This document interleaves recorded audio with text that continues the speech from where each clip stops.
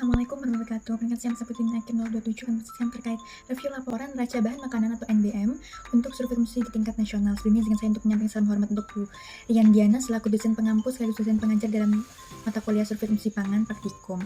Nah, ini untuk identitas laporannya, di mana ada neraca bahan makanan Indonesia dikeluarkan oleh Badan Pangan Nasional di tahun 2024 yang tujuannya untuk memantau ketahanan pangan, PPH, atau pola pangan harapan dan kecukupan gizi nasional.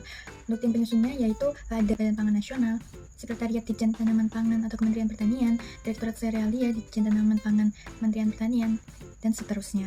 Untuk latar belakang sendiri yaitu di mana NBM atau neraca bahan makanan menyajikan data dan informasi yang menggambarkan terkait supply atau penyediaan dan utilization atau penggunaan pangan di suatu wilayah dalam periode tertentu.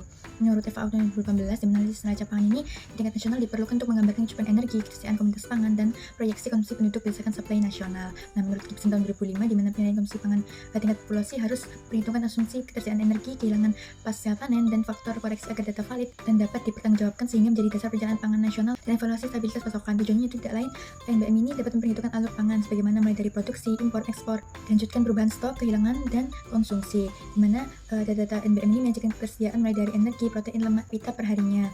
NBM nasional yang direview yaitu NBM nasional tahun 2022 hingga 2024 sebagaimana untuk 2022 ini merupakan angka tetap, untuk 2023 yaitu angka sementara, dan 2024 ini yaitu angka sangat sementara yang kemungkinan datanya dapat direvisi.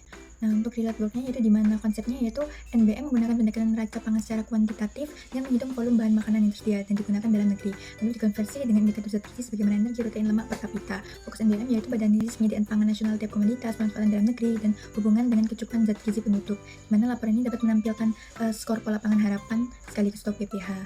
Nah, mengapa sih harus dengan metode NBM untuk skala nasional? Karena NBM ini menyediakan estimasi kuantitatif dan nasional terhadap persediaan bahan makanan dan manfaatnya. NBM ini juga memungkinkan perhitungan indikator makro seperti kesediaan energi, protein, lemak, dan keamanan pangan nasional. Metode ini bersifat terstandar, rutin, dan berbasis data institusi. Nah, kapan NBM digunakan? Di mana perhitungan neraca bahan makanan ini dilakukan setiap tahun dengan data komunitas dan konsumsi sehingga NBM diterapkan untuk pemantauan nasional. Nah, untuk sampelnya sendiri, di mana laporan data nasional ini sampelnya bersifat agregat atau terdiri dari data seluruh Indonesia secara statistik. Nah, untuk pengolahan analisis dan penyajian datanya, di mana data ini dikumpulkan dari berbagai sumber institusi nasional sebagaimana di samping ada BPN atau Badan Pangan Nasional, ada Kementerian Pertanian, ada pula Kementerian Kelautan dan Perikanan, BPS atau Direktorat Analisis dan Pengembangan Statistik, hingga Perum Bulog. Nah, data kemudian diolah menjadi tabel neraca bahan pangan per komoditas dan kelompok bahan makanan yang kemudian ditunjukkan dengan konversi ke indikator energi, kalori per kapita per hari, proteinnya gram per kapita per hari, dan lemaknya gram per kapita per hari. Analisis ini mencakup tren antar tahun sebagaimana 2022 hingga 2024 dan perbandingan dengan rekomendasi nasional BNPB hingga penyajian skor pola pangan harapan atau PPH. Nah, penyajian data dilakukan dalam bentuk tabel, grafik kontribusi kelompok bahan makanan, dan persentase terhadap rekomendasi kecukupan. Lanjut untuk analisis resultnya, di mana kesediaan bahan makanan untuk konsumsi pada tahun 2024 dalam bentuk energi sebesar 2.847 kilokalori per kapita per hari lebih rendah dibandingkan kesediaan pada tahun 2023. Nah, untuk protein sendiri yaitu sebesar 74,61 gram per kapita per hari, di mana hal tersebut lebih rendah bila dibandingkan dengan ketersediaan pada tahun 2023.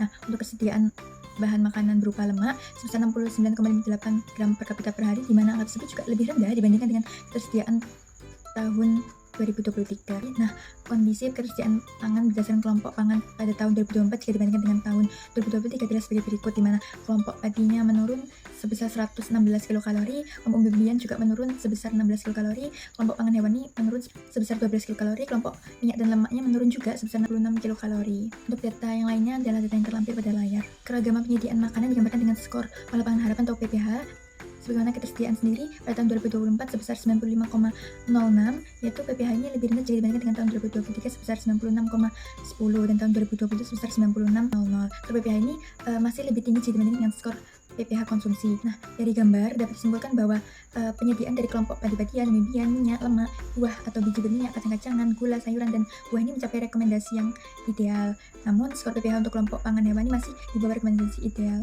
Gambaran keragaman penyediaan pangan provinsi jadi lihat dari skor PPH ketersediaan pada tahun 2023 adalah sebagai berikut, di mana dapat 5 provinsi dengan skor PPH ketersediaan tertinggi, ada Kalimantan Timur, NTB, Papua Barat, Kepulauan Bangka Belitung, dan Jawa Barat. Ada juga 5 provinsi dengan skor PPH terendah, itu ada Sulawesi Tenggara, Sulawesi Selatan, Papua, NTT, dan Kalimantan Selatan, di mana data ini dapat dari neraca bahan makanan oleh provinsi dan merupakan data pada tahun 2023, yaitu merupakan angka sementara atau AS. Dan kelebihan dari NBM nasional itu di mana menggambarkan kesediaan pangan per kapita untuk seluruh penduduk Indonesia berbasis data yang kredibel dan terstandar antar tahunnya, dan mampu menggambarkan kontribusi kelompok bahan makanan terhadap energi, protein, dan zat gizi makro maupun mikro secara agregat, dan dapat digunakan untuk pemantauan tren waktu sepanjang 2022 hingga 2024, sehingga perubahan pola ketersediaan pangan dapat dipantau secara rutin.